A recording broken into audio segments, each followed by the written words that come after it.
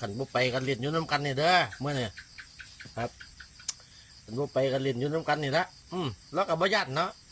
ไปยัดนางท่านเราว่ากูก็อยู่น้ำมึงมาท่านเนี่ยเราบ่ยัดเลยแล้วก็มักยุ่งสี่ไหม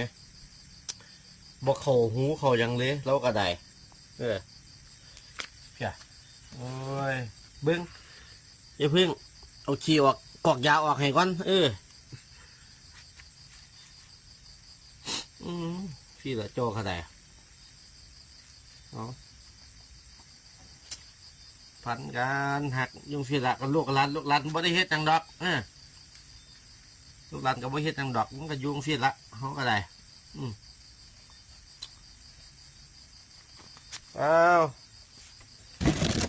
ลูกหลานก็ย่านแง่อยู่ดิบางเที่ยก็ได้สัตว์ใกล้ๆตีนก็ได้